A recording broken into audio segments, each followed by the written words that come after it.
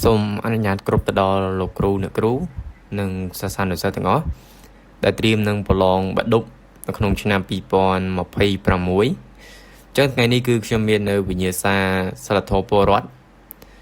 ដោយរាល់ដងខ្ញុំតែងតែផុសវិញ្ញាសាប្រវត្តិវិទ្យាចឹងកុំឲ្យថាផុសតែវិញ្ញាសាប្រវត្តិចឹងខ្ញុំមកធ្វើជាវិញ្ញាសាសិលធម៌ពលរដ្ឋដើម្បីចែកជូនទៅដល់បងប្អូនទាំងអស់គ្នាសម្រាប់វិញ្ញាសានេះផងដែរគឺខ្ញុំធ្វើឡើងដើម្បីជំនួយទៅដល់ការប្រឡងរបស់បងប្អូនហ្នឹងហើយអូខេឥឡូវយើងចូលមកកាន់នៅវិញ្ញាសាយើងទាំងអស់គ្នាតោះចឹងសំណួរទី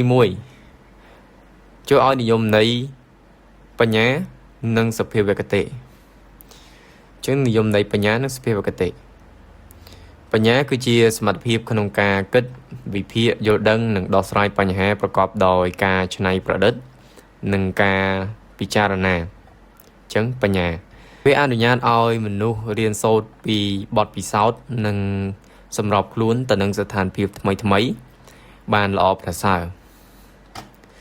សភាវគតិគឺជាសកម្មភាពឬការឆ្លើយតបដែលកើតមានពីកំណើតដោយស្វ័យប្រវត្តិនឹងធ្វើឡើងដដែលដោយគ្មានការគិរិះរិះពិចារណាចឹងមានន័យថាសភាវគតិហ្នឹងគឺសកម្មភាពដដែលតាំងពីកំណើតមកហើយឧទាហរណ៍ទារកចេះបោដោះម្ដាយឬសត្វស្លាបចេះធ្វើសម្បុកចឹងមានន័យថាទារកឲ្យតែកើតមកគឺដឹងតែចេះបោដោះម្ដាយហើយសំណួរទី2ការបង្កើតថ្មីជាអ្វីរបបកំហើញជាអ្វីចូលលើកឧទាហរណ៍មកបញ្ជាក់ចឹងការបង្កើតថ្មីចឹងយើងអាចឆ្លើយខ្លួនឯងមកការបង្កើតថ្មីគឺជាការបង្កើតអ្វីមួយដែលមិនធ្លាប់មានពីមុនមកឲ្យលេចចេញជារូបរាងចឹងយើងអាចឆ្លើយបានច្រើនរបៀបក្នុងការឆ្លើយឲ្យតែបងប្អូនទាំងគ្នាយល់នឹងសំណួរហ្នឹង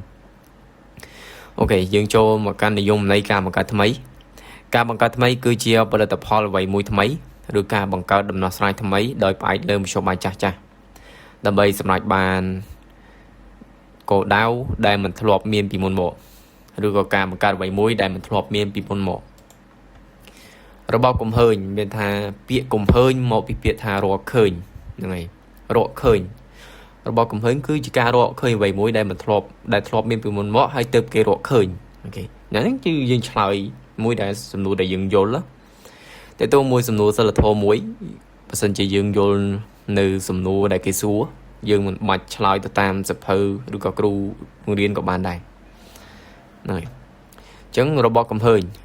ញគឺជាការរកឃើញនៅបាតុភូតវត្ថុឬទ្រឹស្ដីអ្វីមួយដែលមានស្រាប់ក្នុងធម្មជាតិប៉ុន្តែទៅតែត្រូវបានមនុស្សដឹងនិងរកឃើញឥឡូវយកឧទាហរណ៍មួយឧទាហរណ៍ការបង្កើតថ្មីវិស្វករបានបង្កើតម៉ាស៊ីនកុំព្យូទ័រទូរស័ព្ទដៃយន្តហោះដោយយកបច្ចេកវិទ្យានិងវត្ថុធាតុដើមផ្សេងមករៀ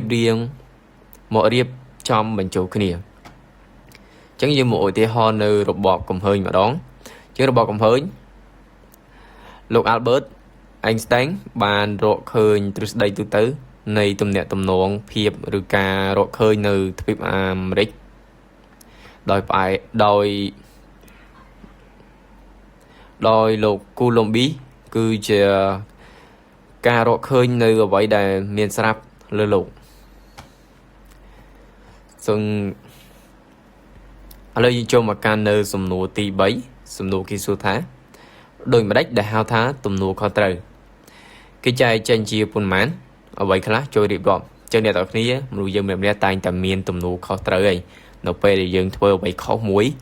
យើងតែងតែទទួលនៅកំហុសរបស់យើងឯងអានឹងបានហៅថាជាមនុស្សដែលមានទំនួលខុសត្រូវឥឡូវបើសិនជាអ្នកទាំងគ្នាជិះឡានដល់បុកគេហើយអ្នកទាំងគ្នាចុះទៅជួយគេដឹកគេទៅពេទ្យជួយមើលគេអានឹងគឺជាទំនួលខុសត្រូវរបស់អ្នកទាំងអស់គ្នាឯងអូខេឥឡូវយើងមកមើលនិយមន័យទាំងអស់គ្នាទំនួលខុសត្រូវគឺជាកាតព្វកិច្ចដែលបុគ្គលម្នាក់ៗត្រូវធានារ៉ាប់រងលើរាល់សកម្មភាពឬអំពើទាំងឡាយដែលខ្លួនបានធ្វើដោយហ៊ានទទួលស្គាល់កំហុសនិងទទួលយកផលវិបាកដែលកើតឡើងចំពោះមុខខ្លួនឯងនិងចំពោះមុខច្បាប់សង្គម chẳng đôi đẹp trong vậy bạn mình chẳng cứ nộp về để dưỡng thua vậy khó muối nộp về để dưỡng bật vậy để khó muối cứ dưỡng hiện thực thua cầm học luôn này này và sân chỉ dương bậc cây chỉ mùi kế dương bà bậc hay dương bậc cây chỉ mùi kế anh đang game men hao mà luôn để miền tây nô khó trời thì chẳng phải lơ cô ca sao là thó nâng sừng cùng tầm nô khó tới ban ban trai chỉ phí thum thùng ti mùi tầm nô khó tới này sao là thó rồi sao vị chia cứ chỉ ca tụi tôi khó tới to luôn từ chấm pua mục sa tệ xăm bạch nhẹ nâng vị nhiên rồi bọc luôn bọc cố hiện từ tôi có rồi xa đập hiệp nơi rồi tung vỡ đại luôn mà rất đòi smart trắng đòi miền ca bằng khát bằng khóm pin là lại bên này tha dương rất khó hỏi dương xa đập hiệp đòi smart trắng máu là ngày dương mình bạch của họ kì rồi có miền kê bằng khóm dương ở trái bẹp này bên tề chẳng cứ chơi tầm nụ khó tới bẹp sao là thó rồi sao bị chia chẳng ngủ thì họ ca sông tô nâng cái prai cầm ho nộp về đại nhẹ bàn thở ở khối khăn trọc sầm bàn mật phẹ đòi ạ chế tana rồi còn mật phẹ rồi còn nẹt ở tây đòi chế tana chứng cho chẳng mai cha chỉ bí tụm nụ kho trời này sòng cung rồi phơi chập chẳng nếu không sòng cung dưỡng cứ sự tầm miên chập tầm trời này mình mến chơi tay oi không nâng chập sòng cung tì chứng dương mơ dùng này chọn cái ní tụi nó khó trừ này sừng cúng rồi phải chậm nắng cứ như ca tụi khó trừ trong pua một chậm rồi bọt bệnh chiếp tay khăn nóng rồi ẩm nai này sừng cúng person ba bộ côn mà đẹp proper khó rồi bằng co ca khôi ca đo pop rồi giỏi cho nó tới phu cây trừ tay tụi tô toán rồi son ca khôi ca tam ca công nọ rồi bọt chậm chẳng cái miên chay được không bị tra hay được chia rọt thầm lính cầm nọ bị sứt rồi bằng manu này promoton bị to rồi bảo vệ này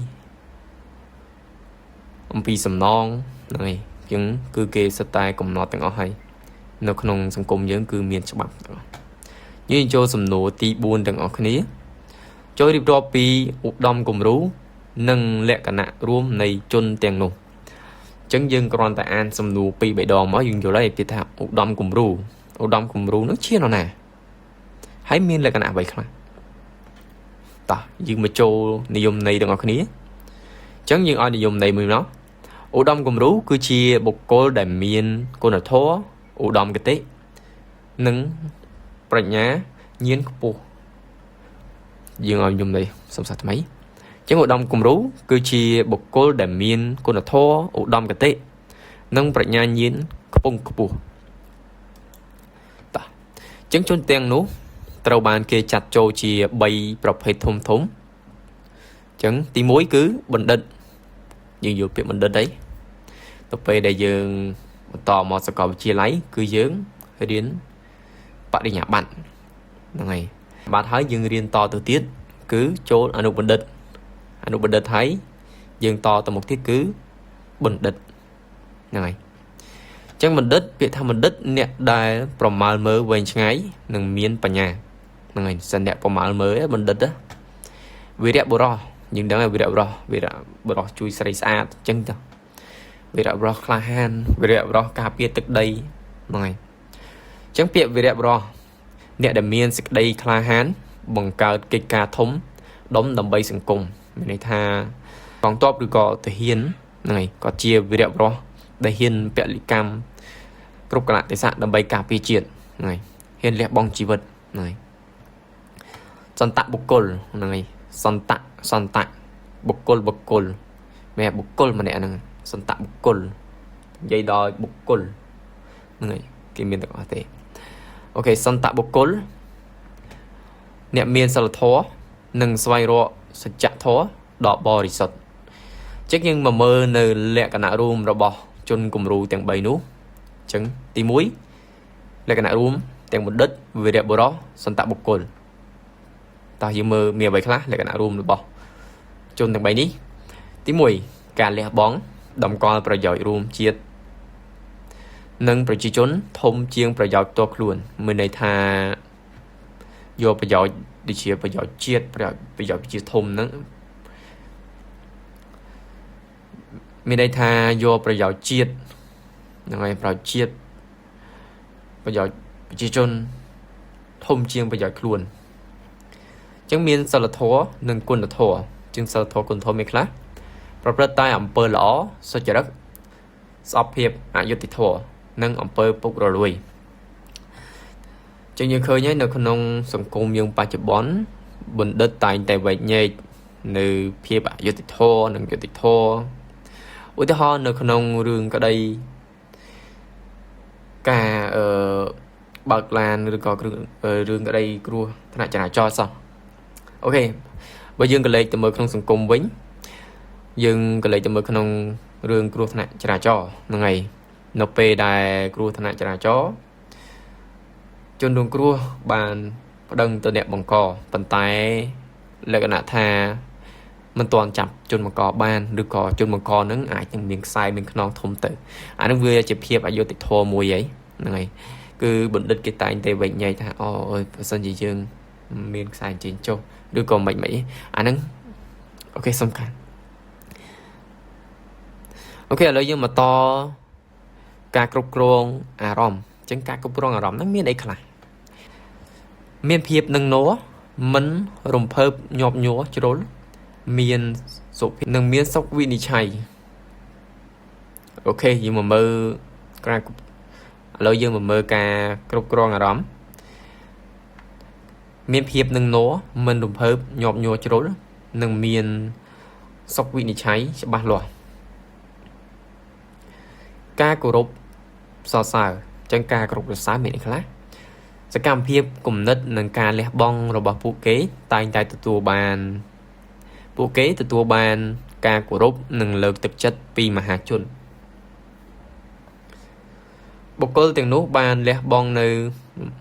មោហៈភាពល្ងីល្ងើទោសកំហឹងហើយប្រកាន់ជាប់នៅមនសិការនិងការបម្រើឧត្តមគតិអូខេឥឡូវយើងចូលមកកាន់សំណួរទី5ដែលគេសួរថាតើត្រូវធ្វើ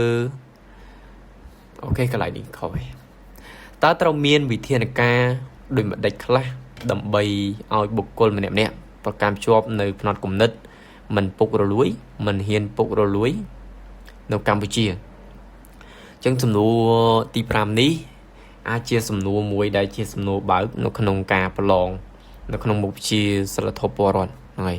ជាសំណួរបើកទេដើម្បីឲ្យបុគ្គលម្នាក់ប្រកាន់ជាប់នៅផ្នត់គំនិតមិនពុករលួយមិនហ៊ានពុករលួយនិងមិនចង់ពុករលួយនៅកម្ពុជាវិធានការសំខាន់ដែលត្រូវអនុវត្តរួមមានទី1ការពង្រឹងការអប់រំនិងសិលធម៌បញ្ចូលការអប់រំស្ដីពីអំពើពុករលួយនិងក្រមសិលធម៌ចូលក្នុងកម្មវិធីសិក្សាចាប់ពីថ្នាក់ចំណេះទូទៅទី1ការពង្រឹងការអប់រំនិងសិលធម៌បញ្ចូលការអប់រំស្ដីពីអំពើពុករលួយនិងក្រមសីលធម៌ចូលក្នុងកម្មវិធីសិក្សាចាប់ពីថ្នាក់ចំណេះទូទៅនិងលើកកម្ពស់ការយល់ដឹងសាធារណៈតាមរយៈយន្តនាការផ្សព្វផ្សាយនានាអញ្ចឹងការអប់រំអញ្ចឹងយើងផ្សព្វផ្សាយនៅឯណាទី1នៅក្នុងសាលារៀនហ្នឹងហើយចំពោះក្មេងៗគឺជាទំពាំងស្នងវិស័យ